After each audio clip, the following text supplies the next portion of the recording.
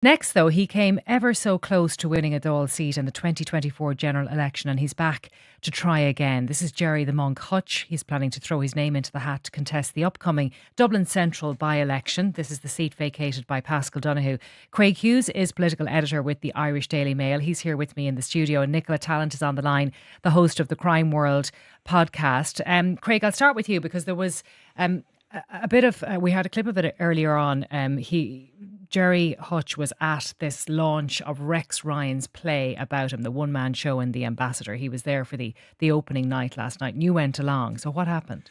Yes, this is the press event to kind of tee up the run of the show, and I was surprised to get an invite and being told that the monk would be there. He's usually very adverse to talking to the media. And when he came in, the first thing I asked him, I said, "Well, do you plan to run in the by-election?" And he said, "I do." We'd reported that last year from people close to him, but it's the first time he said it himself that he plans to go again.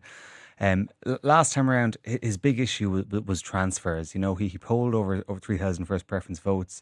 For most of their candidates in a general election, they would go over the line with that number in that constituency, but he wasn't transfer friendly. He said he's a plan for that this time around. And I think it was interesting to look at the figures from the presidential election, because the number of spoiled votes who you would associate with a kind of a anti-establishment candidate like Gerry Hutch actually increased to 15%. You'd also have to expect that his number of first preference votes will rise a bit, and also local elections or secondary elections, so turnout is lower. So while he is still a long shot, I don't think he can be ruled out entirely. Even if he got to 30% of first preference votes, he would still have a challenge by not having, if he wasn't picking up transfers elsewhere.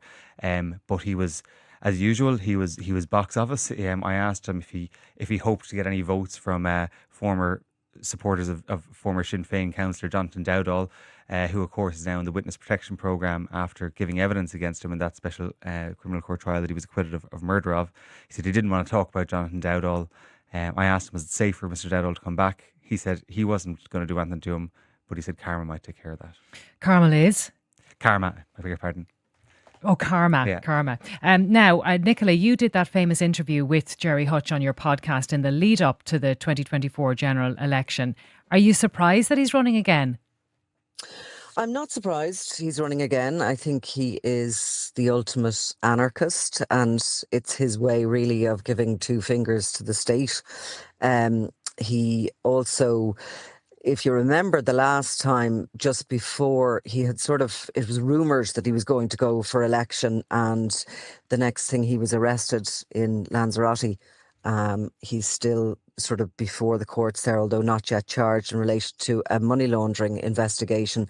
And he would have believed that that was sort of conspiracy, that, that was orchestrated so as he was denied the ability to run for election. He actually got bail and came back to do it.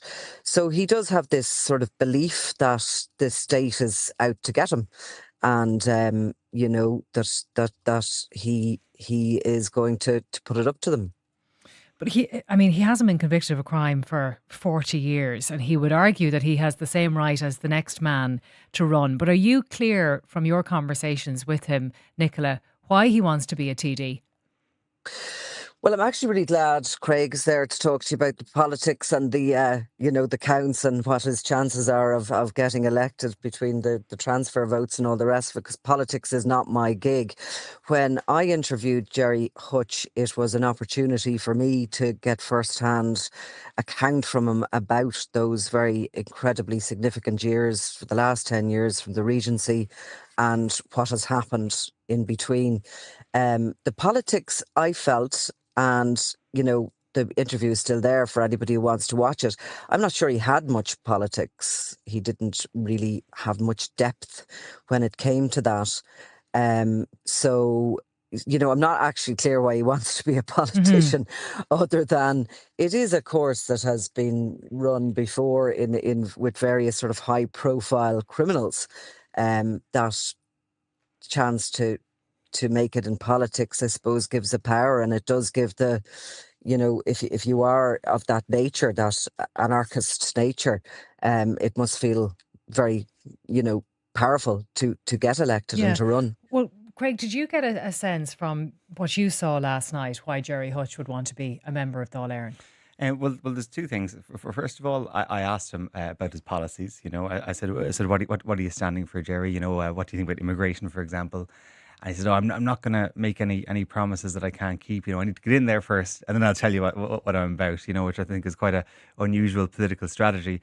But there is, of course, the constitutional protection that he would be afforded if he, as is afforded to every member of Parliament, if he was elected, in that he would not be able to be stopped by the Gardaí on his way to Leinster House. That is a constitutional protection that is there. I asked Minister for Justice Jim McCallaghan about this previously. He said there's no plans to change the constitution, of course, which would require a referendum. But look, that is something that is there in the constitution, whereby if you are on your way to Leinster House as a member of the Parliament, you You cannot can't be be stopped. stopped. Who else is running? Who's confirmed to run in Dublin Central? Yeah, well, I think the favourite is the Social Democrats, Daniel Ennis, at the moment, but a wide field. I mean, the Sinn Féin selection will be very interesting. The Sunday Times have reported that they're planning to run Gillian Surratt. Of course, she is the mother of Harvey Morrison Surratt. But there's still a convention to go there. They also have Seamus McGrattan there, and of course their other councillor Janice Boylan, who of course is very dissatisfied with the party after not being put on the ticket previously.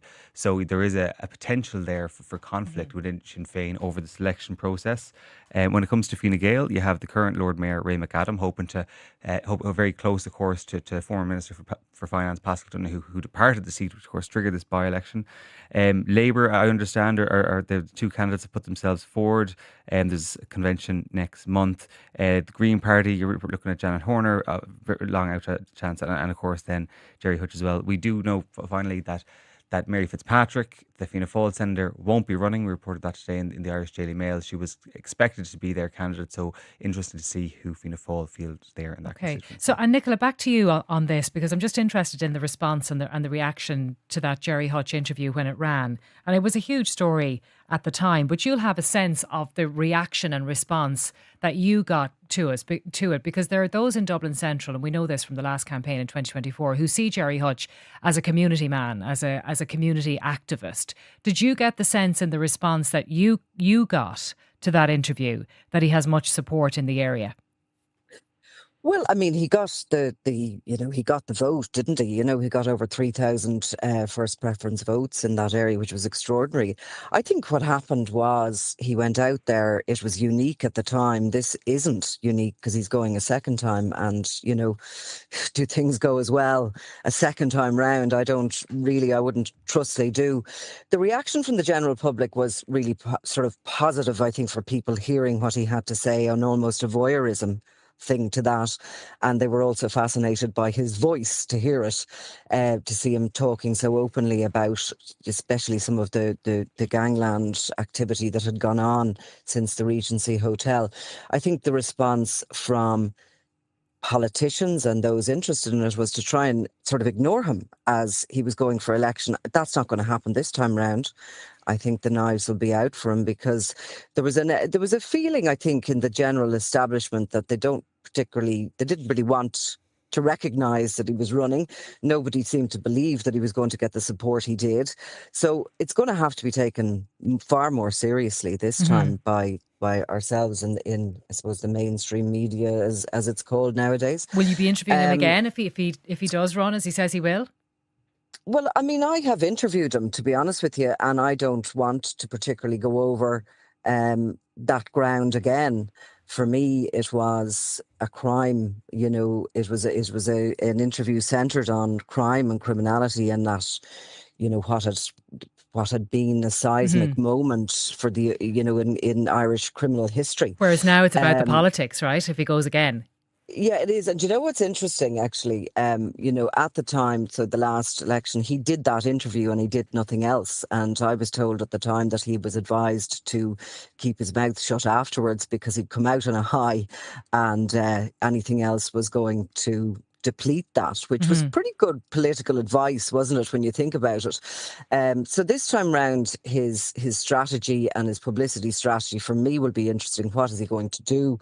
Obviously, he's come out as this play is about to be launched next week, which is excellent. Actually, I went to see it in the Glass Mask Theatre, and Rex Ryan has a brilliant portrayal of it. I think it's something that's not glamorizing him. You know, you have moments of being empathetic towards the character, and then you kind of, he will, you know, he'll make him very aggressive, and you kind of realize what you're watching. But I mean, this is obviously a moment for him to sort of come out here and say, yes, I'm going for it. So what's he going to do next? Will he do interviews? Will he be asked for interviews, or will he do his own publicity through social media? I'm sure he will be asked for interviews by you, Craig, and plenty others, including ourselves too. We'll leave that one there, but thank you, Craig Hughes, political editor from the Irish Daily Mail, for coming in, and Nicola Tallant, who you heard there too.